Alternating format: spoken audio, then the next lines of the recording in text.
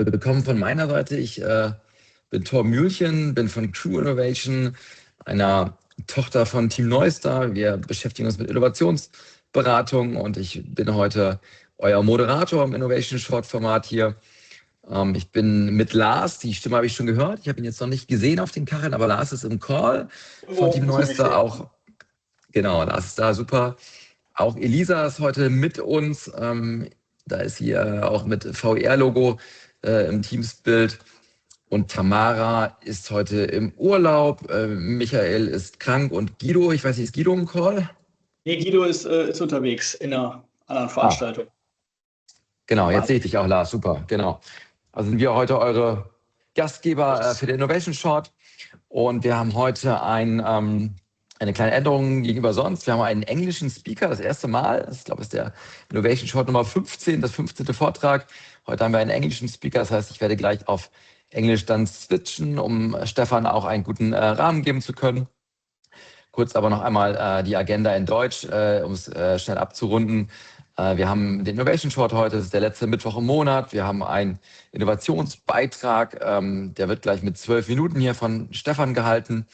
Dann haben wir einige Minuten für Fragen und abhängig davon, wie viel Interesse ist noch zu diskutieren, können wir auch noch in Kleingruppen gehen und uns aufteilen oder wir können auch noch ein bisschen die Fragerunde im Plenum verlängern oder auch dann, wenn es dann keine Fragen und Diskussionen mehr gibt, dann auch einfach den Innovation Short auch vor 16 Uhr schon beenden. Genau. Okay, now we'll switch to English. Welcome, Stefan. Stefan's our speaker today. He is located in Sofia, Bulgaria, and he has over 10 years of experience across business intelligence and product management. He started his career as a business intelligence consultant before transitioning into product management, where he continued to focus on data-driven and customer-centric solutions. For almost 2 years, he is now part of Amadeus and the travel industry, a space where he is genuinely fascinated by its complexity and the unique challenges it brings. And now I will hand over to Stefan, the microphone, who will share his presentation with us via Teams. And he has now a time box of 12 minutes to give us his presentation. Thank you for being here, Stefan. Thank you for having me. And can you see my screen? Yes. Oh, yes. Yes. Perfect. Okay, so hello everyone, and thank you again for the invitation. I am really honored to be the first English speaker in the series. So, okay, let's start. Over the past few years, artificial intelligence has moved from being a technology topic to becoming part of everyday's life. Many of us now use AI assistants to search for information, write messages, summarize documents, and explore ideas. And this shift is not only affecting individuals, it's beginning to reshape how people interact with digital services across many industries. We see it in education, in software development, in customer services, and increasingly also in travel. As people become more comfortable asking AI for help, their expectations are also changing. Instead of searching through multiple websites and interfaces, they increasingly expect systems to understand what they want and help them achieve it directly. For industries built around complex digital services like travel, this raises an important question. How can AI systems interact directly with real services and real data? One idea that has recently emerged to address this challenge is something called Model Context Protocol, or MCP. And to explore what that could mean for travel, let's start with a simple scenario. Imagine a traveler, let's call him Barry, planning their next trip. Instead of opening multiple browser tabs, comparing flights, hotels, and activities across different websites, they simply ask the AI assistant, plan me a 5-day food trip to Lisbon next month under 1,200 euros. The assistant searches flights, compares hotels, suggests neighborhoods, and even recommends restaurants and experiences, all in a single conversational flow. Within seconds, the traveler receives a structured itinerary and several tailored options to explore. And in that moment, something interesting happens. AI is no longer just answering questions, it is interacting directly with travel data. So for travelers, this is incredibly intuitive. They no longer think in terms of websites or booking engines or APIs. They simply describe what they want, and the system helps them figure it out. Which raises an interesting possibility. What if the interface of travel planning is shifting from browsing to conversation? This example we just looked at might sound futuristic, but in reality, we are already starting to see a broader shift in how people interact with digital services. For more than 20 years, the dominant interface on internet has been search. You type keywords, you browse results, and then you navigate through websites. That's how we search for flights, hotels, and destinations today. But AI assistants are starting to change that interaction model. Instead of typing keywords, people describe what they want in natural language. And instead of simply returning links, the system can help analyze options, provide structured information, and guide the decision process. In other words, AI is evolving from answering questions to performing tasks. And we already see that in many areas. AI assistants can write emails, summarize documents, help analyze data, and even execute workflows. The technology is moving from simply providing information to helping complete tasks on behalf of the users. And planning a trip is one of the most interesting examples in this shift. Now, travel is a particularly complex industry when we think about AI assistants, because planning a trip is rarely about just one service. A typical trip might involve flights, hotels, local transport, experiences, insurance, and sometimes even packages that combine several of those elements. Each of those components often comes from a different provider and different system. Behind the scenes, the travel industry is a highly distributed ecosystem. Airlines, hotels, online travel agencies, activity platforms, transport providers, all connected through different platforms, APIs, and booking systems.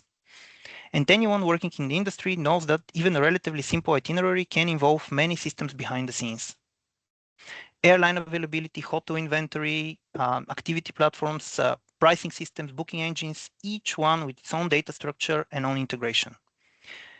This complexity is part of what makes travel both fascinating and challenging from the technology perspective. So when a traveler asks the AI assistant to plan a trip, the assistant is not interacting with one single system. It potentially needs to interact with an entire ecosystem of travel services. This is where things become interesting for the travel industry, because most AI systems today primarily interact with web content. They read web pages, documents, articles, and other forms of unstructured information. That work very well for answering questions, summarizing information, or providing inspiration. But travel platforms operate very differently. Flight, hotels, packages, and activities are not just pieces of text. They live in a structured system, like booking engine, inventory database, or API. So when an AI assistant tries to help plan a trip, there is often a gap between what AI can access and the system where real travel data actually lives. And that raises an important challenge. How can AI systems interact directly with those structured travel services? One concept that is currently gaining a lot of attention in the AI ecosystem is something called the Model Context Protocol, or MCP. The idea behind MCP is to provide a standard way for AI models to interact with external tools and data sources. Instead of building custom integrations for every system, AI assistants can connect through a structured interface. A helpful way to think about it would be the analogy with the USB-C connector. For a long time, connecting devices required many different cables and connectors. USB-C simplified that by creating a universal connector that works across many devices. In a similar way, MCP aims to provide this universal connector for AI systems and digital services. So what might this look like in the context of travel? At the top, we have the traveler interacting with the AI assistant, perhaps through a conversational interface, like a chatbot. The assistant understands the traveler's request and tries to help them plan a trip. But instead of relying only on web pages and unstructured content, the assistant can interact with structured travel services. Through the Model Context Protocol, the AI assistant can access capabilities provided by external systems. In other words, MCP defines how assistants communicate with those services. Instead of treating travel platforms as static websites, the assistant can interact with them as capabilities or tools. For example, searching flights, retrieving hotel availability, checking activity options, or accessing booking tools. Those capabilities can be combined dynamically to assemble a travel plan. In this architecture, MCP acts as a bridge between AI assistants and the travel ecosystem. It allows the assistant to work directly with structured travel data instead of only interpreting web content. And this also has another advantage. It can dramatically simplify how AI systems integrate with those services. Another important reason why the protocol is gaining a lot of attention is exactly the integration complexity. If AI assistants start interacting with real services, every assistant would need to integrate separately with every platform. Flights, hotels, activity providers, booking systems, each integration would have to be built individually. And now if we imagine this at industry scale, it's become even more complicated. Multiple AI assistants, multiple travel platforms, multiple services. Very quickly, you end up with a large web of custom integrations. This is what we often call an integration explosion. Every new assistant and every new service adds more connections to maintain. A protocol like MCP introduces a shared interface between AI assistant and the digital services. AI assistants connect through the protocol and services expose their capabilities through the same standard. Instead of dozens of integrations, we get one common. Sorry? Okay. Instead of dozens of integrations, we get one common connection layer. Jochen, can you mute yourself? I'll just use the moment to have a. Okay, so as I was saying, a protocol like MCP introduces a shared interface between the AI assistants and the digital services, and AI assistants connecting through the protocol and services could use the same standard. Instead of dozens of integrations, we get one common connection layer, as we see in the right side of the slide. So for travel platforms, this means AI capabilities could be integrated without rebuilding entire systems. Ultimately, what matters here is not the protocol itself, but the experience it can enable. Imagine the traveler Barry continuing that conversation with the AI assistant. The assistant has already proposed a few options for flights, hotels, and local experiences. Instead of navigating many different websites, the traveler can refine these options through a conversation. The traveler might ask a follow-up questions like, can we reduce the price? Are there hotels closer to the city center? Or what are the best neighborhoods for food? The interaction becomes an iterative planning process, very similar to interacting with a human travel agent. So the assistant becomes the interface, while travel platforms provide the capabilities behind it. And behind the scenes, protocols like MCP provide a structured way for AI assistant to access real travel services. At the beginning of the talk, we imagined a traveler asking an AI assistant to plan a trip. What we explore today is what might happen behind the scenes when that interaction becomes real. For AI assistants to plan trip effectively, they need structured access to travel services, like flights, hotels, activities, and booking platforms. Protocols like MCP aim to provide exactly that connection. And in that sense, MCP could become a key bridge between AI assistants and the travel ecosystem. So to close, I would like to leave you with a few questions that might be interesting for us to explore together. The first one is, if AI assistants become a common interface for travel planning, how might that change the role of travel platforms in the customer journey? Also, what small experiments could the travel industry start running today to explore AI-driven trip planning? And finally, where in the travel journey do you see the biggest opportunity for AI assistants? Is it only in the inspiration and planning, which we discussed today, or could it be booking or post-booking services, or maybe something else? Thank you, and I'm very curious to hear your thoughts. Torben, I believe I managed to do it under the 12 minutes. Yes, you did, Stefan. Very good time boxing. There's only 30 seconds left. Thanks for your presentation about the MCP and also the questions you brought with you. Do do you have them written down so I can put them on the Miro board? But I think there were 3 questions, and I think it might be a little bit easier for the audience if I put them on the Miro board so they can read them along.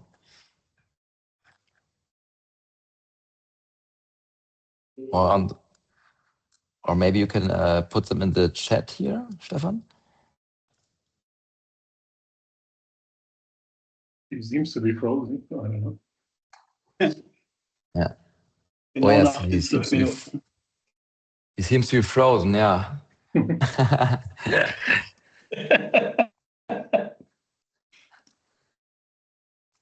Hello. Oh, he's back again. Can you hear me? Yes, again, we can hear you. I Ah. think we had a little freeze with communicating with you. Do you have your questions written down so I can put them on the Miro board, or you can put them in the chat? Because I think it will be easier for the people to read them along. Absolutely. I think there's already. Just give me 1 second, and I'll put them in the chat.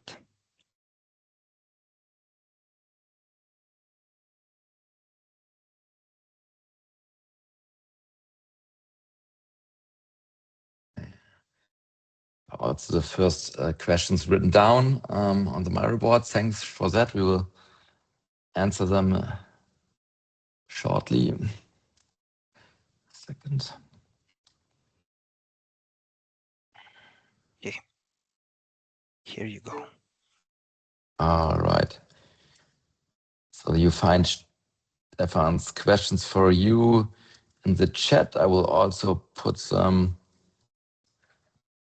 on the Miro board next to his picture, and you can then decide if you want to hook up with one of his questions, or just feel free to bring up your own question. I think there's one already written down here from, let me check. What does it mean for individual hotels? Is there a risk that travel platforms become even stronger? So the question is from? That would be me, Dirk von Europa. I'm not sure Okay, if my thank name you. is visible in the Miro board. Yeah, thank you, Dirk, for your question. And yeah, Stefan, feel free to answer. Yeah, that's a very, very good question, I think, and it's something that probably everyone is asking themselves. So for me, I haven't thought about it specifically from the hotel perspective, but hearing the question for the first time, I must say I see it more as an opportunity, honestly, because what the MCP does is it exposes your data to the AI assistant. So if we see, because we see earlier last year that the big AI players and platforms like ChatGPT, Claude, Gemini, they kind of tried to have their section on their own related to travel, where users could go and ask for travel vacations there. And of course, the ecosystem is still evolving, so it's unclear how that would end up. But specifically for hotels, I see it as an opportunity, because this way they would be able, if in theory they have something like the MCP server, they would be able to expose in a clear way their data for the AI assistants. So in that regard, I don't see it that much as a threat, but more as an opportunity. I hope this answers your question. Thank you. Okay, I see. So another question here is from Bastian. How will chatbots find the MCP endpoints the travel industry supplies? Maybe Bastian, you want to say hi for a second, and then Stefan can answer your question. And can you please zoom it just once again so I can see it, because I was not able to fully understand it in the meantime.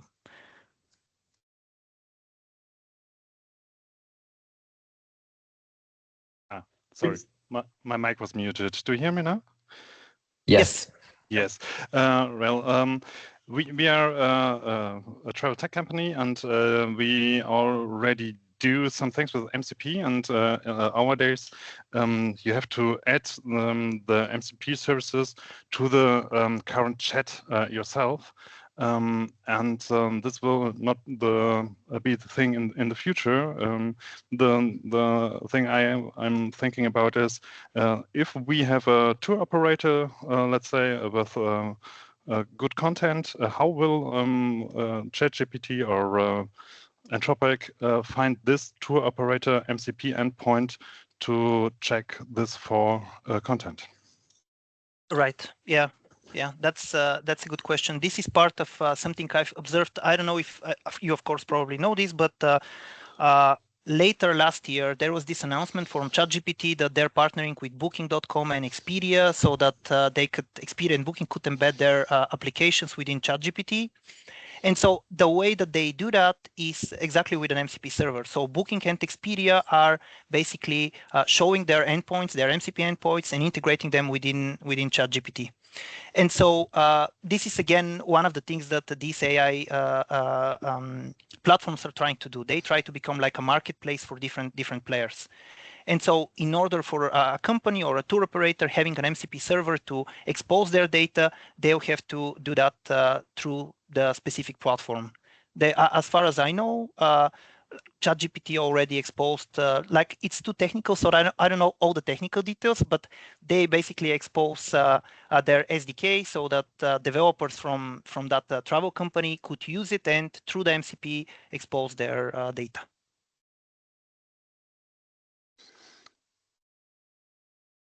Thank you.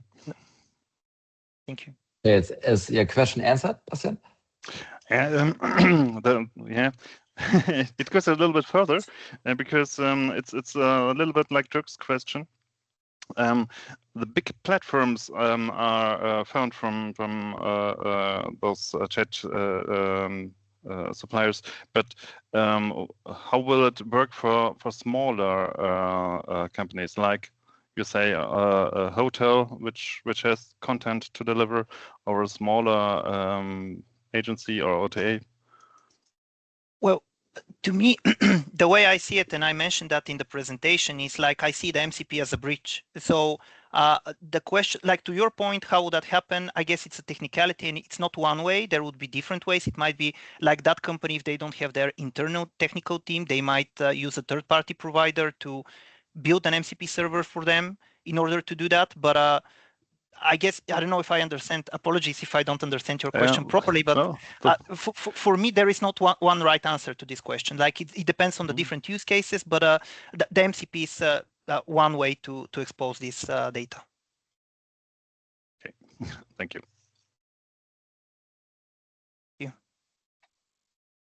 Yeah, I think there's another question of Dirk. You want to just say it out loud, Dirk, your question? Yeah, sure. Dirk. No problem. I put it on 4, not to take the place from anybody else, because I already asked a question. It's not extremely technical, but it's of course, if bookings are going to take place through AI interfaces, chatbots, agents, whatever, and the booking takes place there, or basically is coordinated there, how can booking platforms with very similar offerings even distinguish themselves? You know, how does the chatbot or the AI agent decide I'm going to book that same hotel, which is the same price in 20 different places? Why do I book it here and not there? Yeah. One thing that I saw somewhere, but again, this is like something entirely new. So it's currently evolving, and of course, the rules are currently being written. But one thing that I saw was that within this platform, specifically, I'm talking here about ChatGPT. I assume it's probably the same in Quote and Anthropic, but the place where the company basically lists their MCP endpoint, there is a free text where the company has to explain what exactly is the service that they're providing. And sort of it's like similar to the CEO. Like the idea here is to kind of explain your MCP server in such way so that the chatbot, whenever there is a question from the user, like I want to go to Ibiza or I don't know, somewhere to a specific location, the chatbot will quickly scan all the MCP servers, all the descriptions based on them, and we realize, aha, okay, so this specific hotel has the best explanation. I'm going to show their offers. And of course, I believe that they're not going to pick only one hotel. I imagine that they would have some way to like show plenty of offers, but that's the way that they're going, at least for now. But again, this is only for ChatGPT, and it's something that I've saw later last year. seeing how things are evolving, I wouldn't be surprised if that also changes at some point. All right, thank you. Okay. Maybe I look a little around the group. We would have the chance to split up in subgroups to have a little more discussion within smaller groups, or we can stay. Yes. Sorry. Just in case we split into the groups, I really want to ask one question that is not entirely. It's similar to the three that I added, but I just want to mention it as something that I thought about, and I'm very, very curious to hear your thoughts on it as well. Because during I participated in ITB a few weeks ago, and it was very nice. We had a lot of discussions with a lot of travel companies, and while we were doing the discussion, I realized something very interesting. As we saw in the presentation, the MCP is kind of the bridge between the AI and our travel data. But then I guess the next question is how we do the bridge between the user and the AI. In other words, how we make the traveler trusting the AI so that they could go into the chatbot and eventually end up with our offers and our data. So that's also something I wanted to bring before we break the rooms, because I think it's a very interesting question. Mm. And okay, so sorry for the interruption. Thanks for your question, Stefan. One option would be to divide into subgroups, but I think the discussion is very reliant on your knowledge and your input right now. And other choice would be we stay in the big group and just add some more minutes for questions and to have the discussion within the big group. So maybe you can just give me a sign with your hand in your camera. If we put the thumb up, it would be for dividing up into small groups. Or you put your thumb down, then it would be for staying in the big group and keep the discussion here in the large group. So what do you think? Small groups or stay in the large group? There's no thumb down. And right? no thumbs down. Yeah, that would be the large group. Yeah, I see more thumbs down. Okay, so I put another 10 minutes for questions. So did everybody understand Stefan's last question, or was it too fast? Do we need to reply it a little? Or maybe, Stefan, you want to put it again in the room, and then we can see if somebody wants to answer? Absolutely. Yeah. I guess I explained it a little bit too complicated, but my point was basically we see the technology is advancing very far. So obviously there would be a way to distribute our travel data into the AI agents. But the question is how we make the travelers actually use, for example, the chatbot. Like how do we make them go into the chatbot? That's something that I think is interesting, because right now I imagine that for some travelers it would be intuitive, but I assume for the others, that might not be the case.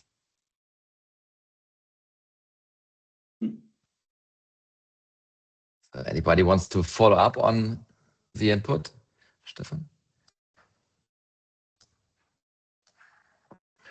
From my point of view, it's, I guess, the perfect use case from my point of view would be that on OTA website, I have an alternative entry point with the chatbot. So I have not only the filter criteria from the fast search I can use. I have also a chatbot where I can type in my free text and start a search with the agent. So from my point of view, the agent has to be set up by an OTA, for example, and the OTA can decide which MCP server he wants to connect and start the journey there as an alternative entry point from my point of view. This would be one of the use cases which are possible.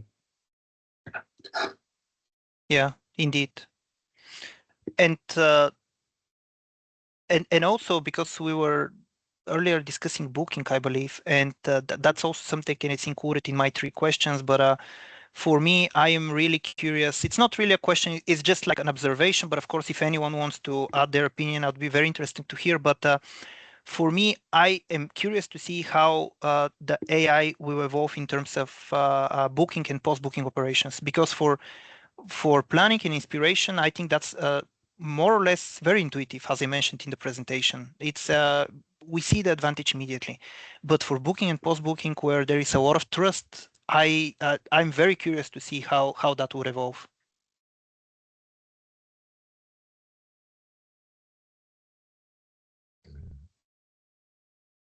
Yeah, we have somebody that wants to Yeah, add on yeah. that. Yes. May I jump in on that? Because to which extent do you see MCP really working? So as you raised the question of how is post-booking or booking and post-booking processes, so I guess this is something which is living still outside MCP then. So you then need to switch to another interface afterwards. So in that then again makes things complicated. And from your presentation, I understood you positioned MCP as a more or less like a single interface. But if we look at the tourism industry, there's maybe hundreds of companies having their own MCP interface. And yes, it's an defined structure, but it's hundreds of or thousands of interfaces. And afterwards, I would potentially also need to connect to thousands of then maybe again different booking and post-booking interfaces.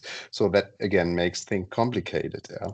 And so how do you see that working in the end?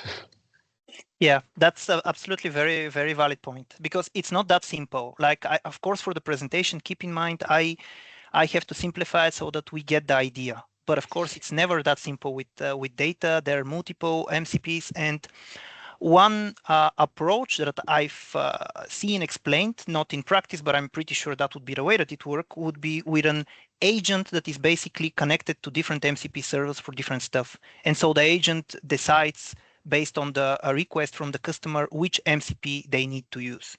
So that's one way I see it in terms of architecture. But I want to return to your first question related to booking. To be honest with you, I don't have in my mind currently the flow, how it would look like, because for me, as a traveler, for example, I wouldn't feel very comfortable adding my, for example, banking details in the chatbot. Like, that's not very convenient for me. And so one way that I imagined might be that once you're ready with your exploration, and once, for example, the chatbot asks you for different add-ons, and so you kind of have your offer ready, the chatbot could say, okay, this is your offer, here is a link to so that you could book your offer, and then the link would lead you to actually the regular booking page of the OTA, for example. That's one way I imagine it. But I think it's a very valid question. I agree with you, and especially when we talk about security, I don't think that we are there yet, for sure, when it comes to booking. Yeah, and maybe something else related to, because I mentioned agents when you asked me about the MCP servers, how we might have different MCP servers and one agent that decides which one to pick depending on the request.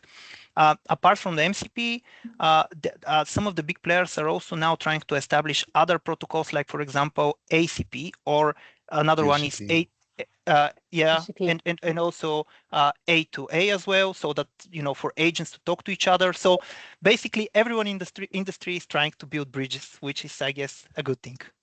Mm-hmm. Mm-hmm. Yeah. Yeah, I think Anke has her hands up. Yeah, please, Anke. Hi. Thanks, Tom. Yeah, thank you. I would like to go back to the booking, because I think that's a very, very interesting question. When we look at MCP, it's still a probabilistic technology. And when it comes to booking, you really need to know deterministically whether there is a seat in an aircraft or not. So I think, as Helge said, I think we would need to have that connection in the back, which would bring me back to your proposition that the AI assistant works as a meta search, basically, and routes the customer back to the IBE of the supplier. But there are other things as well that if you get a request as a supplier from agent, you need to know whether that's a legit bot, a legit assistant, right? So I'm coming from the Digital Identity Initiative of the EU, and they are already looking at that, how to organize a delegated authority of a customer towards an assistant, towards a travel assistant, so that the supplier would know, yes, that bot has the authority of the customer to search or ultimately book when the connection is there. And on the other side, you said, yeah, well, we won't put the credit card into the chatbot. And I think there, another technology, blockchain is coming in with stablecoin payments, for example. And I mean, you probably know that a lot of players are already looking at that and integrating that in their protocols, like Google. Yeah, that's very interesting. Thank you for the input. Some of the stuff I was not aware of, so that's it's very interesting, and it goes to show that things are constantly evolving. So it's very, very exciting time to be alive and to be in the industry.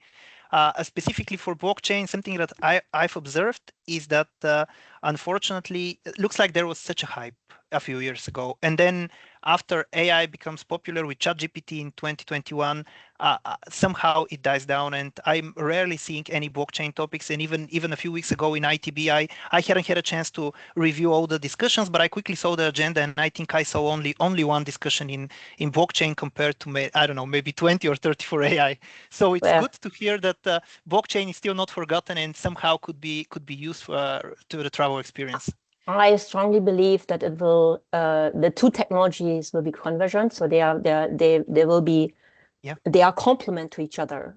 Blockchain is more in the back end, providing the rails and the security and verification for AI, and AI is more, for me, more the front end, like discovery, as we discussed. But both together, very powerful, and it gives us the control back. And actually, I was the one on stage at ITB. So nice. Well, I apologize that I was not able to. No, to see it's recorded, so you can have a look if you want. Nice, nice. I'll do that. That's so nice. Yeah, and it's a very good point. You're right. I never really thought about it that way. But if we think about blockchain in the backend as like some sort of like a security layer or a sign that there is like just a security layer, and then we have the AI in the front end, which is way more specifically chatbots, so way more interactive. That would definitely work. So I'm curious to see what would happen. Mm. Yeah, very exciting times, actually.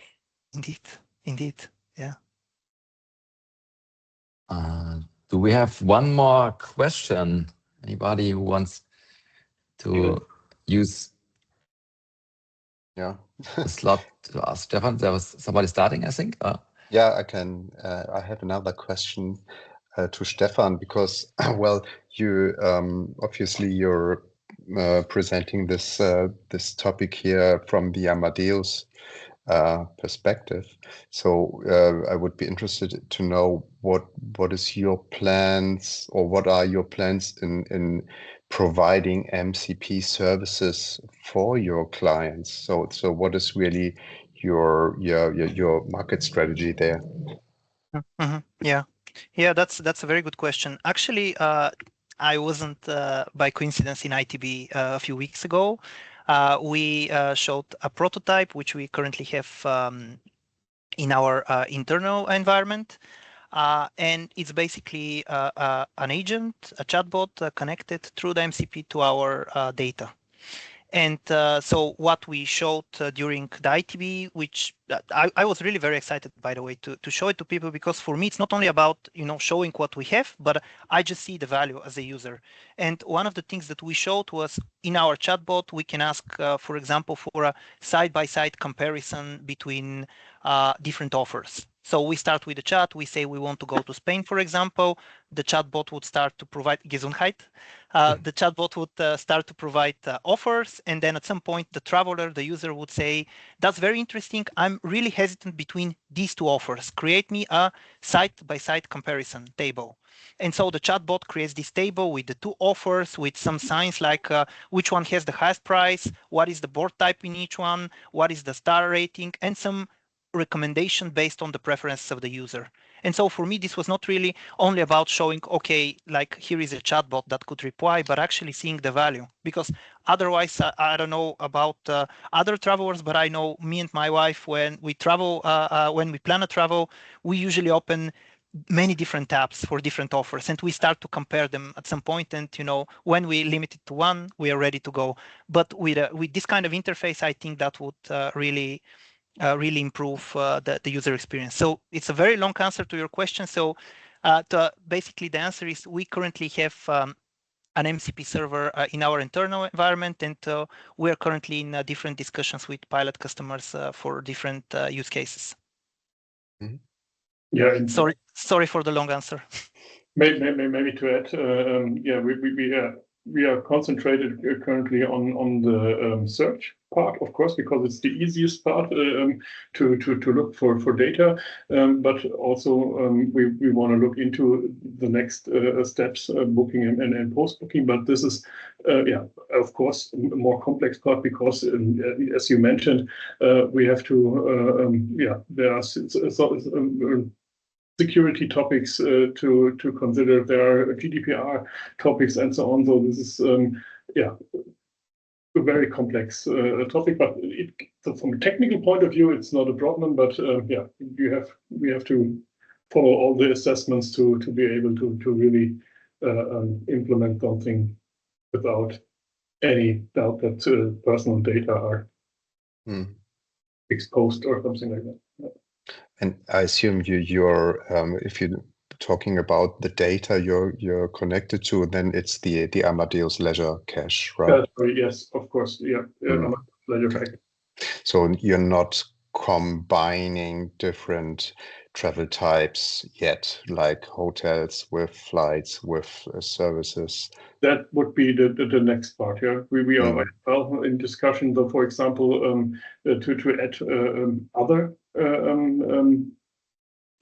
categories, but as well, it would be possible to add, for example, an MCP server where I can look for activities, for example. Yeah, so to extend the ability of the agent. Yeah, you can could also imagine you to add an MCP server for climate data and to make it bigger. So that's possible in the future, and of course we have to look at it, and in the customer discussions, more or less the customer will decide what we implement first. Yeah, thank you, Christian.